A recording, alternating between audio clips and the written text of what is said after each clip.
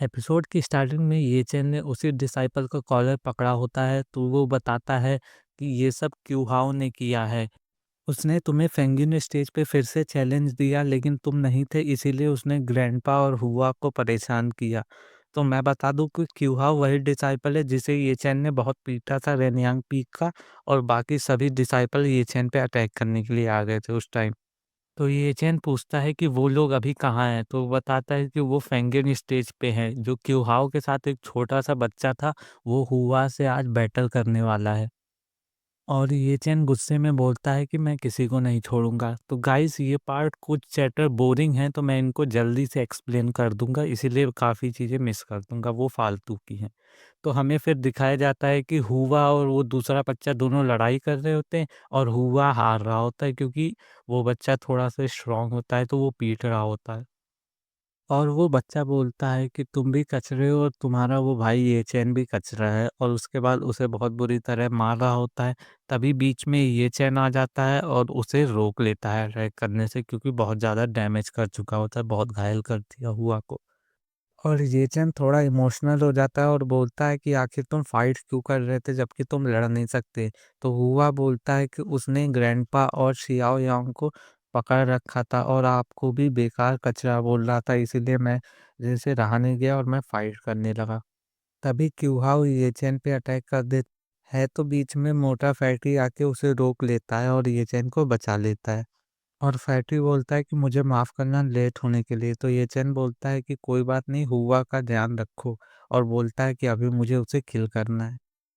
और ये चैन बोलता है कि वो चिड़िया और ग्रैंडपा कहाँ है मुझे बताओ। तो हुआ क्यूहाओ बोलता है कि तुम्हें अपनी चिंता करनी चाहिए कि तुम यहाँ पर मरने वाले हो और उनकी चिंता कर रहे हो।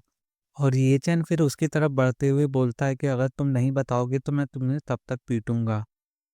तो वो भी अपना स्वॉर्ड निकाल के आगे करता है, लेकिन ये चैन उसके मुंह पे एक तेजी से घूंसा लगाता है और वो पीछे की तरफ जाता है। तो वो बोलता है कि क्या वो इतना स्ट्रांग कैसे है? पिछली बार लात खाने के बाद भी फिर से लड़ रहा है और बोल रहा है कि वो स्ट्रांग कैसे है? और बोलता है कि मुझे यकीन नहीं कि वो इतना स्ट्रांग है, और फिर से अपना पाल्म अटैक लेके आगे बढ़ जाता है। लेकिन ये चैन फिर से उस पे अटैक करता है और वो फिर से जाके ज़मीन पे गिरता है, और बाकी डिसाइपल बोलते हैं कि कुछ ज़्यादा ही स्ट्रांग हिट है।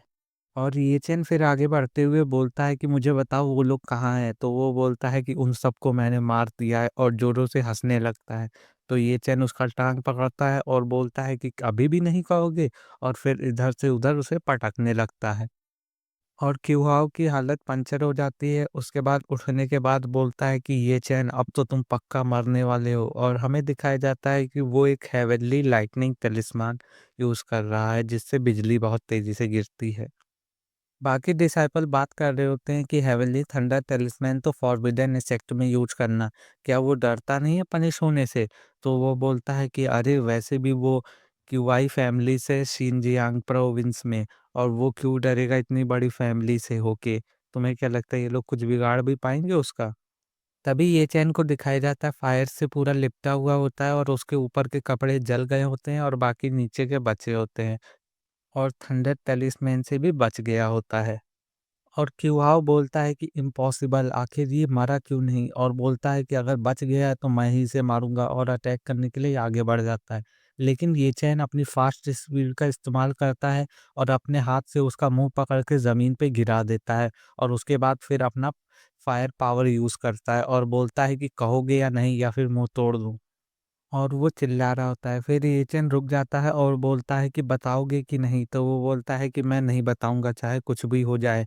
वो बोलता है कि वैसे भी तुम मुझे मार नहीं सकते, वरना मेरी क्यूआई फैमिली है, तुम्हारा ज़िंदगी भर पीछा करती रहेगी और तुम कभी बच नहीं पाओगे।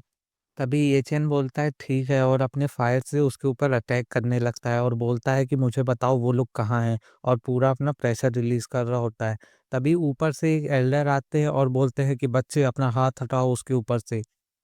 और ये मास्टर होता है रेनेयांग पीक वाले का। तो येचेन बोलता है आप फाइट के बीच में ना पड़े तो ही अच्छा रहेगा।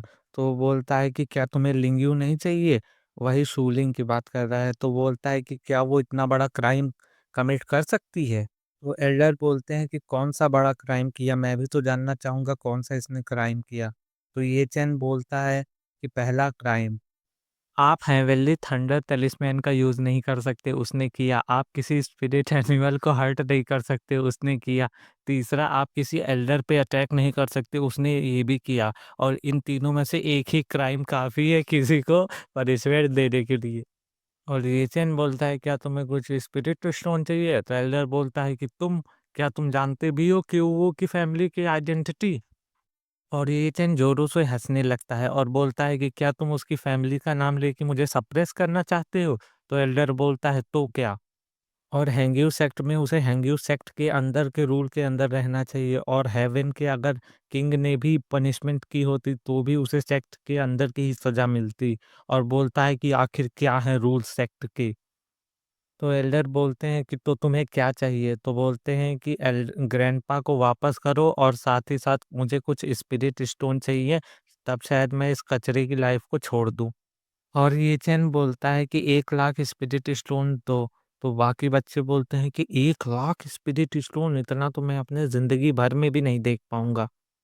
तो फैटी बोलता है कि हाँ, इतने स्पिरिट स्टोन की तो ज़रूरत है, बाकी चिड़िया को भी तो मेरे कुछ चाहिए खेलने-वेलने के लिए।